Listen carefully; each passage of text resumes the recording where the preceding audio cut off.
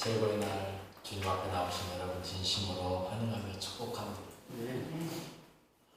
찬양 가사가 집에서 그냥 제가 연습한다고 틀어놓을 때는 그냥 들었거든요.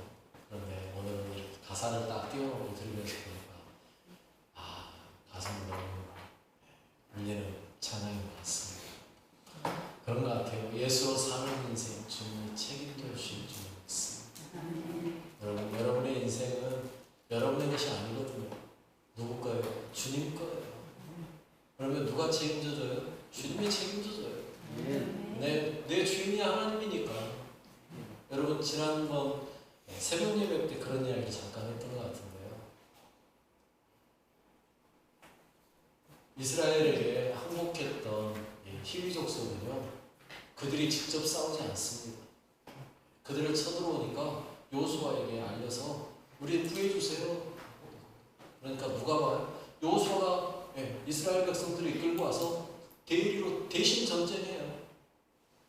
여러분 하나님은 그렇게 하시는 분이십니다. 믿으시기 바랍니다. 주님의 책임져주세요. 때로는 우리 인생이 답답하고 어렵고 힘들고 환경과 처지와 형편과 상황이 정말 나를 짓누를 때 있습니다. 그때 우리가 할 수 있는 일은요, 하나님께 맡기는 거예요. 그리고 오히려 그 상황을 감사하시기 바랍니다. 아이고 그 상황에 어떻게 감사를 합니까? 하는지 모르겠는데 할 수 있더라고요. 살아보니까 그게 되더라고요. 왜? 여러분 병이 들었는데도 감사할 수 있는 이유는 병들어 아파도 죽은 건 아니잖아요. 그렇죠? 죽으면 감사하고 뭐고 할 수가 없어요. 그런데 아직은 살아있더라는 것이죠. 그러니 감사한 거예요.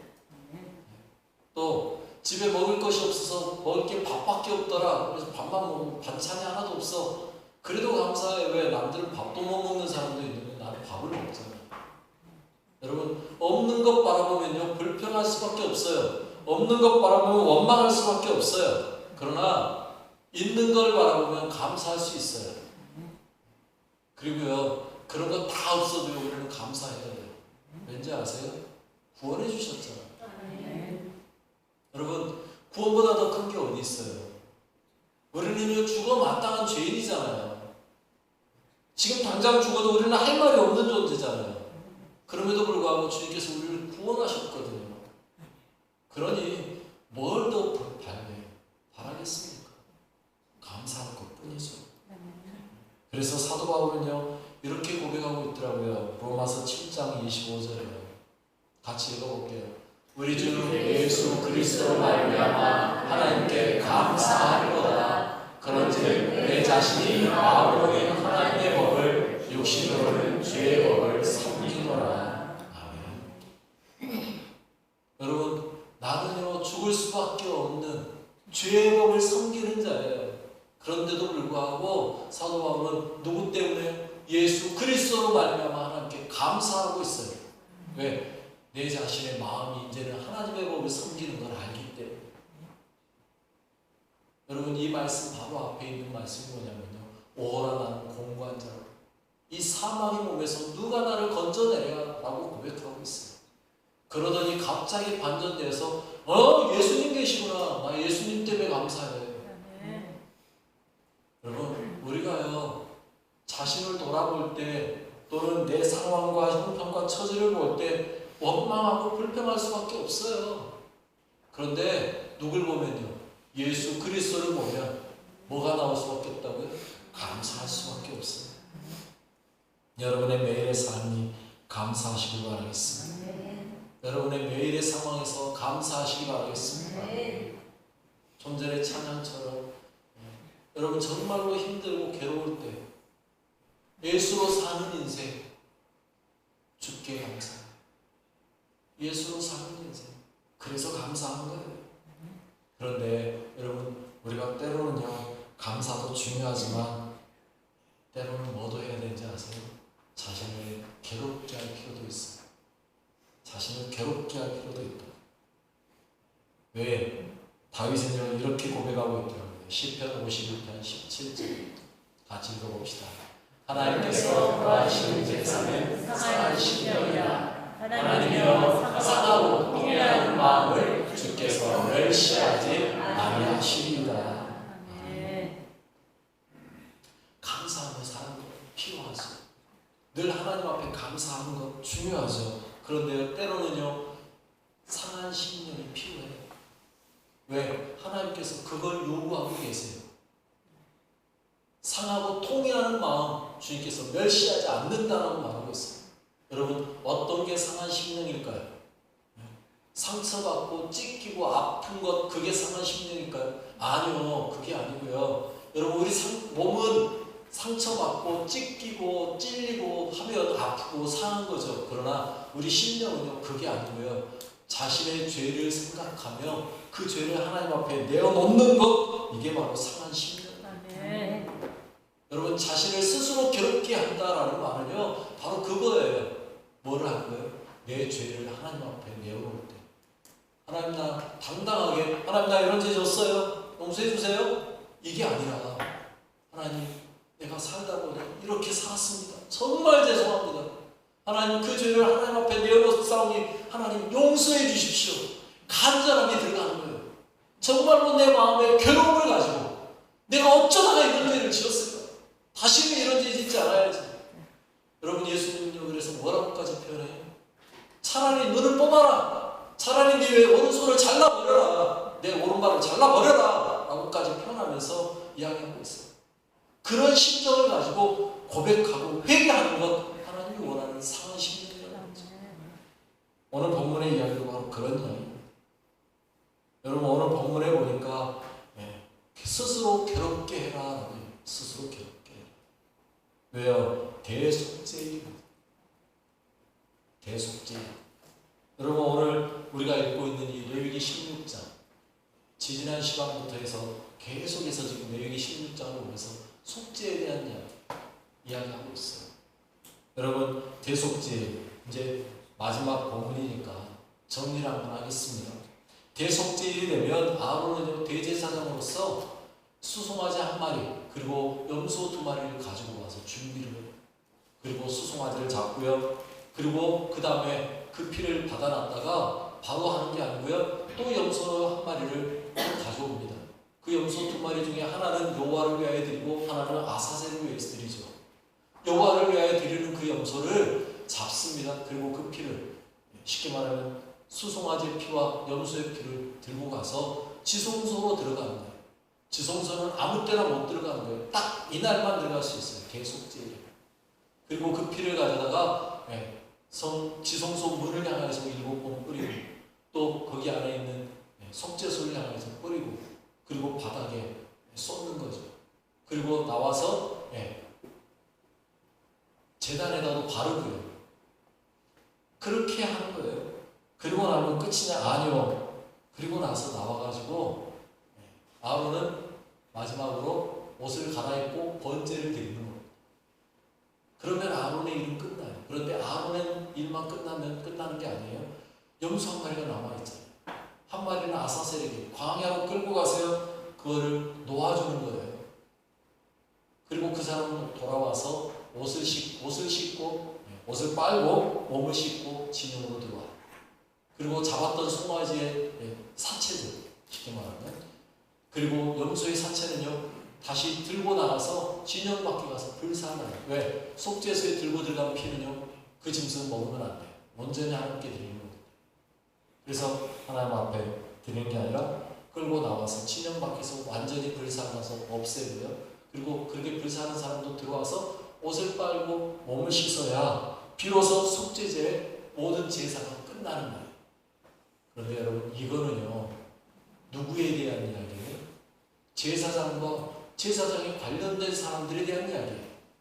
그러면 일반 서민들은 그때 뭐 하고 있어야 될까요? 그 이야기가 바로 오늘 본문에 나옵니다. 일반 사람들은 그럼 뭐 하고 있는 거예요? 29절에 이렇게 이야기하는 거죠. 너희는 영원히 이 규례를 지킬지니라. 7째 달, 곧 그 달 10일에 너희는 스스로 괴롭게 하고 아무 일도 하지 말되 본토인이든지 너희 중에 거류하는 거류민이든지 그리하라. 2가지를 얘기해요. 첫 번째는 뭐해라? 스스로 괴롭게 해라. 2번째는 뭐해라? 아무 일도 하지 마라. 여러분, 아무 일도 안 하니까 보니까 좋은 건가? 아니요. 놀면서 뭐 해야 돼요? 아무것도 안 하면서 스스로를 괴롭게 해야 돼요. 이 말은 다시 말씀드려요. 뭐 하는 거예요? 회개하는 거예요. 이스라엘 백성들은요, 그래서요, 이 기간에 심지어는요, 뭐 하는 줄 아세요? 가죽 채찍으로 자신을 때려요. 자기가 직접 때리지 못하니까 옆 사람을 대신 때려주는 거죠. 물론 세게 때리지는 않습니다. 아주 뭐 피나게 멍들게 때릴 정도는 아니고요. 툭툭 치는 정도죠. 여러분, 그렇게 괴롭게 하는 거예요. 대속죄일에 대해서 제가 설명한 것보다 더 멋있는 영상이 하나 있어서 이걸 소개해주는 영상이 하나 있어서요. 영상을 하나 보도록 하겠습니다.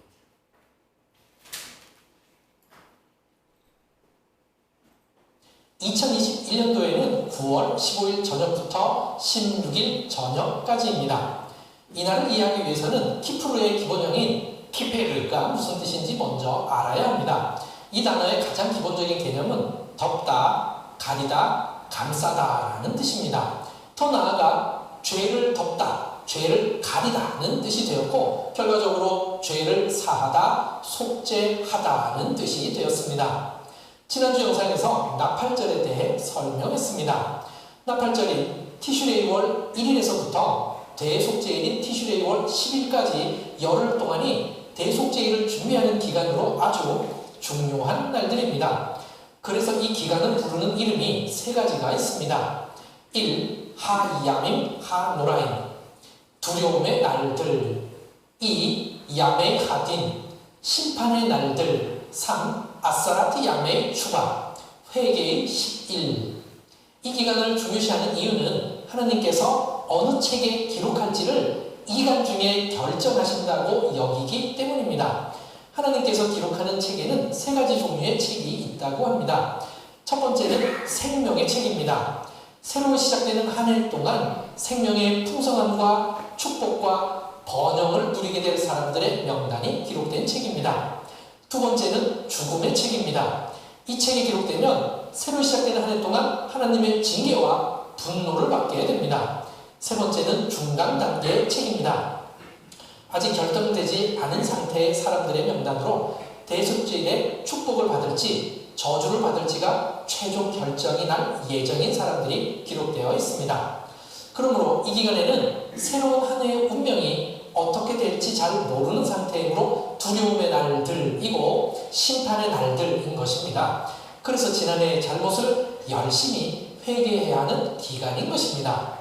지난 영상에서 로샤샤나가 되면 특별한 인사말을 한다고 했는데 그중 하나가 크티바 토바라고 했습니다. 바로 이 기간을 염두에 둔 인사인 것입니다. 아울러 하티마 토바라는 말로도 인사합니다. 직역하면 좋은 사인입니다. 체콕은 서류의 마지막에 최종 마무리로 사인하듯이 하나님께서 생명의 책에 기록한 후 마지막 사인을 하게 되길 바란다는 의미에서 하는 인사말입니다. 대속죄일과 관련된 특별한 유대인 전승이 있습니다. 첫째, 아담이 회개한 날입니다. 여기까지만 하겠습니다. 여기에서 보면 대속죄일만 중요한 게 아니라고요. 여러분, 대속죄일 전에 7월 1일이 나팔절이거든요. 그 나팔절에 나팔 부는 소리와 함께 그들은요 새해가 시작이 돼요. 그리고 그날부터 그들은요 10일까지 자신을 계속해서 괴롭게 여기는 마음으로 사는 거예요. 그 이유가 뭐라고요? 책에 기록된다는 겁니다. 그 책이 한 권이 아니라 세 권이라고 얘기하죠. 생명책, 저주의 책, 중간의 책. 그래서 어디에 기록될지가 이 10일 안에 내 행동을 통해서 기록되는 게 정해진다는 거죠. 여러분 같으면 어디에 기록되고 싶으세요? 당연히 생명의 책에 기록되고 싶죠. 그렇기 때문에 10일 동안 열심히 회개하면서 산다는 거예요. 그들이. 여러분, 우리도 한 10일 정도 기간 정할까요? 그래서 10일 동안 날마다 교회 와서 회개하는 날 해가지고 한번 해볼 거예요. 한다 그러면 몇 분이나 오시는가 모르겠어요. 조금 두려움이 있어서 제가 못하겠어요. 여러분, 우리의 삶에서 감사하는 것 중요하죠. 그런데 때로는요 이렇게 1년 365일 중에 10일 정도 자신을 돌아보면서 회개하는 날을 정해서 필요한 것 같아요. 그렇게 사는 거예요. 그래서 오늘 본문에서는요, 이렇게 이야기하고 있어요. 30절에. 영상 이제 좀 줄여놓고. 30절에 보면 이렇게 이야기하고 있죠.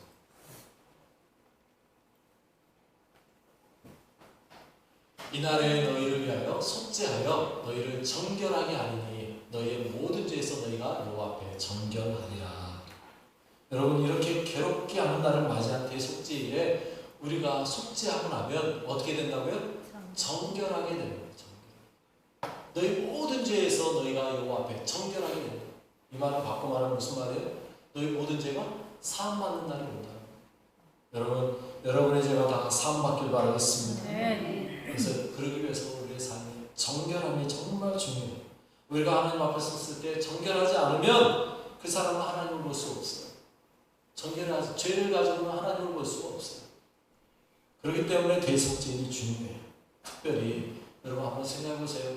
가난한 사람들은요, 다른 사람들은 돈 좀 있고 이런 사람들은 구약 시대에는 양을 사다가 속죄할 수도 있고 비둘기 사다가 속죄할 수도 있고 해요. 그런데 정말 가난해서 하루 벌어 하루 먹는 사람들은요, 그걸 어디에서 구해다가 하겠습니까?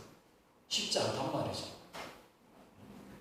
그런데 유일하게 자신의 죄를 온전히 사함받을 수 있는 날이 하고 있다는 거예요. 그날이 무슨 날이에요? 이 대속죄예요. 그러니 이 날을 그들은 얼마나 기다렸겠습니까? 그런데 기다리면서 그냥 기다리면 안 되잖아요. 뭐 해야 된다고요? 회개하는 거예요. 참여하는 거예요. 그래서 자신을 괴롭게 하는 날이라고 말합니다. 이 날에 특별히 하나님 앞에 책에 기록된다는 걸 여긴다면 더 그렇지 않겠습니까? 여러분, 여러분의 삶을 하나님께서 어느 한 날 이야기하는 거죠. 야, 내일 내가 네 삶에 대해서 정리할 거야. 그런데 오늘 네가 그 잘못한 거 다 회개하면 싹 집어줄게 한다라면 여러분 같으면 어떡하시나요? 그날 그냥 평범하게 사실 것 같아요? 내일이면 다 지워줄 수 있다는데, 오늘 회개 다 하면 내일이면 다 없어진다는데 그냥 사실 거예요? 아마도 다 나와서 학교 가는 거 때려치우고 직장 가는 거 때려치우고 아마 다 모일 거예요. 내일이면 다 지워집니다. 그러면 안 그러겠습니까? 여러분, 바로 그런 거예요. 대속죄.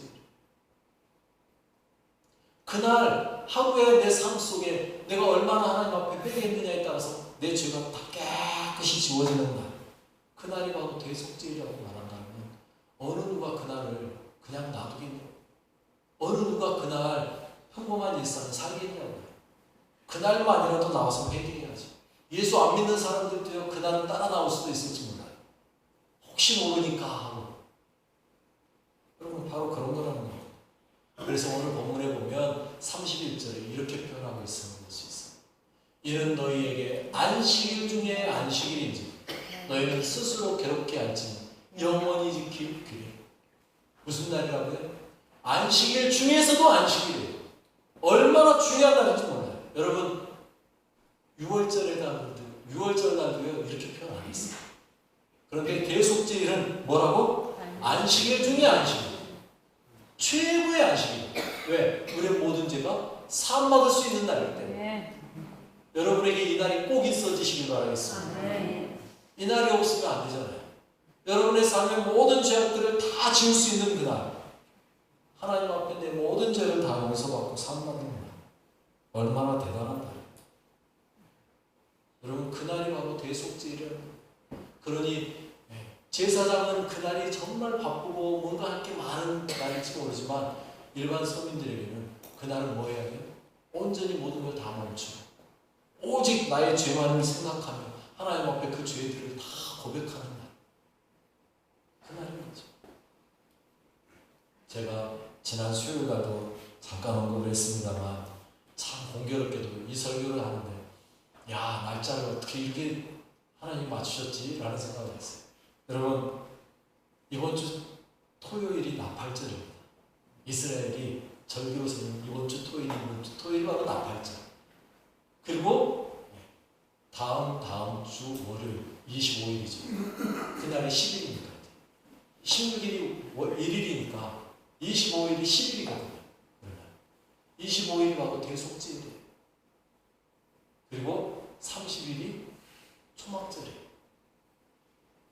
하나님이 어쩌면 이렇게 날짜를 참 잘 맞춰서 말씀을 전하게 했을까 하는 하나님의 그 절묘하심이 설교를 준비하다가 느껴지더라고요. 야, 내가 의도하지도 않았잖아요. 그러죠? 내가 일부러 이날 맞추려고 일부러 레이기를 막 계산해가지고 설교 짠 거 아니잖아요. 그런데 희한하게 하나님은요 이렇게 맞춰주시더라고요. 왜 맞췄을까요? 여러분들에게 기회를 주시는 거예요. 여러분의 죄는 하나님 앞에 온전히 내어놓고 회개할 수 있는 기회를 주시는 거예요. 제가 전에도 한번 그런 이야기 언뜻 했던 것 같은데요. 여러분 대속죄일이 다가오면요 특별히 여러분들 더 조심하셔야 된다고 제가 이야기했어요. 왜요? 여러분 예수님이 언제 오신다고요? 나팔 불 때 오신다고 그랬잖아요. 그날이 무슨 날이에요? 나팔절이요. 여러분 잘하면요 이번 주 토요일에 예수님 오실 수도 있어요. 나팔절이라니까요. 16일이. 여러분 예수님이 왜 6월절에 돌아가셨다고요? 6월절 어린 양 되려고요. 왜 예수님께서 부활절날 그날 부활하셨다고요? 그날이 초실절이라니까요. 성령님은 왜 오순절에 오셨어요? 그날이 성령님이 오시기로 준비되어 있는 그날이었으니까요. 자, 그러면 이제 남은 절기가 나팔절 남았고요. 대속제일 남았고 초막절 남았는데 여러분 잘하면 이번 16일이 길 수 있다고요. 아, 영상으로 나갈 건데 이거 잘못하면 누가 또 나 이단이라 하나. 그런데 절기로 보면 그렇다는 이야기예요. 절기로 보면.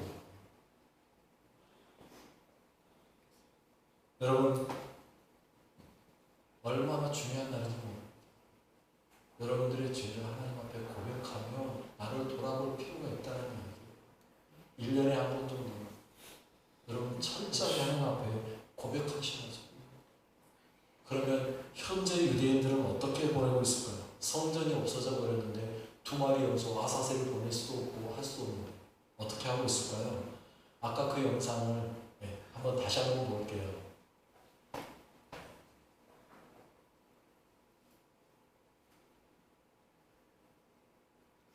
제가 표시를 해놨습니다. 그래서는 대속죄를 어떻게 지키고 있을까요? 현재 1. 카파로 닭으로 속죄의 제물을 대신합니다. 염소나 양의 피 대신 닭의 피로서 속죄의 피를 대신하는 것입니다. 엄밀하게는 염소나 양은 반드시 성전에서만 제물로 드려야 했습니다. 성전이 없으니 당연히 제물도 드릴 수 없는 것이죠. 그럼에도 불구하고 피 흘림 없이는 속죄가 될 수 없기에 닭을 대신 드리는 것입니다. 그 과정은 이렇습니다. 남자는 수탉, 여자는 암탉을 준비해서 쇼헤트에게 가져갑니다. 쇼헤트는 슈키타를 하도록 전문적으로 훈련된 사람입니다. 슈키타는 유대교에서 식용이든 제의용이든 동물을 죽일 때 최대한 동물이 고통을 느끼지 않게끔 목을 잘라서 죽이는 것을 말합니다. 속죄자는 닭을 자신의 머리 위에서 3번 돌립니다. 이는 죄가 달개기로 전가된 것을 상징하는 동작입니다. 그러면서 속죄의 기도를 드립니다. 그리고 닭을 쇼헤트에게 주면 그는 칼로 닭의 목을 잘라 죽입니다. 이러한 일련의 행위를 카파로이라고 합니다. 이렇게 해서 생긴 닭고기는 가난한 사람들을 위한 무료 급식으로 사용됩니다. 하지만 이러한 카파롯에 대해 정통 유대인 내에서도 비판적으로 보는 시각이 많습니다. 성경에도 없는 누군가가 만든 규례이므로 이것으로 속죄가 이루어질 수 없다고 보기 때문입니다. 더욱이 닭을 머리 위에서 돌리는 것이 죄의 전가를 의미한다기보다는 미신적으로 보인다는 이유로 반대하는 것입니다. 이렇게 반대하는 사람들은 닭 대신에 신용카드를 들고 실제 카파로 의식을 하거나 혹은 직접 헌금을 합니다. 물론 이렇게 모아진 기금으로 가난한 사람들을 위한 무료 급식에 사용합니다. 이 동물의 희생 참 재밌죠. 닭을 머리 위로 흔드는 얘기 하거나 아니 신용카드 그리는 거 더 재밌죠. 그런데 여러분 그 뒤에 이야기를 여러분들이 열심히 잘 들으셨어요. 뭐 하기 위해서요? 구제하기 위해서. 여러분 그 흔들었던 닭을 잡아서 자기가 먹는 게 아니고 그거는 어디에 써요? 무료급식소에 보내는 거예요. 구제하는 거예요. 여러분 현대 유대인들은요 자신들이 할 수 없기 때문에 뭘 하냐면 금식하는 거예요. 또는 스스로 채찍으로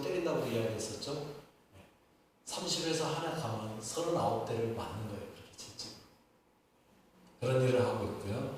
그리고 그보다 더 귀하게 요즘은 뭘로 하고 있다면 구제하는 데 신경 씁니다. 근데 이게 하나님의 말씀이에요. 이사야 58장 6절에 보니까 이렇게 말하고 있죠.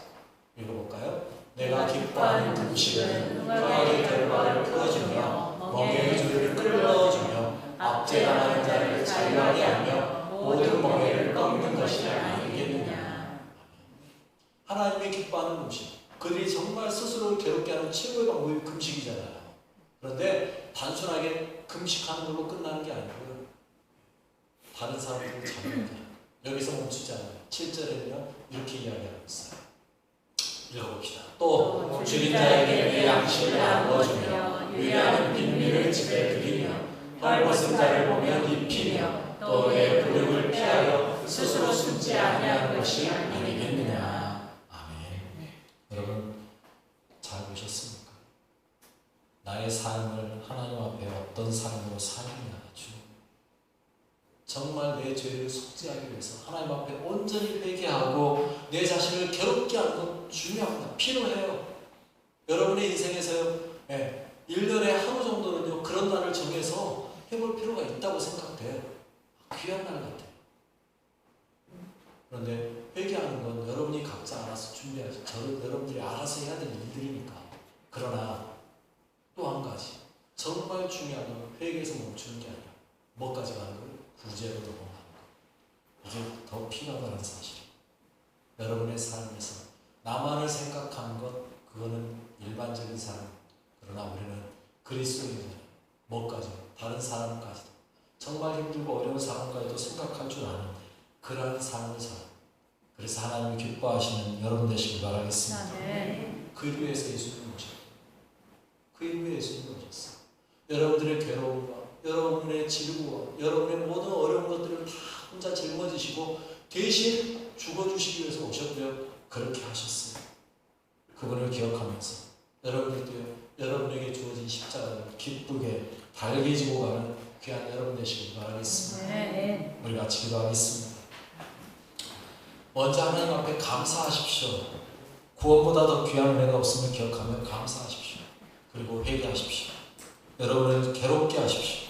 내 죄를 내어놓고 하나님, 내가 이런 죄인입니다, 용서해 주십시오 기도하시고요. 하나님께 불쌍히 여겨달라고 기도하시기 바라겠습니다. 우리 다 같이 기도합니다. 하나님 아버지 감사합니다. 우리의 사랑해 주시는 감사합니다. 주님이라고 오시고 아버지가 나 같은 죄인을 사랑해 주시고 아버지의 자녀 삼아 주시고 나를 이끌어 주시기 감사합니다. 아버지, 나는 죄인이며 내 안에 얼마나 많은 죄인이 아버지 나를 아버지 생각하고 있습니다. 아버지, 내 안에 또 아버지 내 안에 있는 얼마나 많은 것들이 아버지 나를 더럽게 하고 아버지 내 안에 있는 거짓과 내 안에 있는 당신과 내 안에 있는 상수의 마음 또는 주여 나라과 아버지여 물과 원망과 시기와 질투 아버지여 돈을 사랑하는 것과 아버지 세상을 따라가려고 하는 것들 아버지가 모든 죄 주여 내려놓소 죄를 사하여 주시옵소서. 아버지 내 모든 죄를 주께서 불쌍히 여겨주시고 주옵시오. 지금 안에 성결을 더럽도록 사하여 주시옵시오. 주님의 은혜를 사하여서 아버지 나를 정결하게 하여 주시옵소서. 아버지 나를 정결하게 하여 주시옵소서. 아버지 나를 정결하게 하여 주시옵소서. 나는 죄인입니다. 불쌍히 여겨 주시옵소서. 나는 죄인입니다. 불쌍히 여겨 주시옵소서. 주여 나는 죄인입니다. 불쌍히 여겨 주시옵소서. 사랑하시는 분으로서 주님께서 만지시고 도와주시옵소서.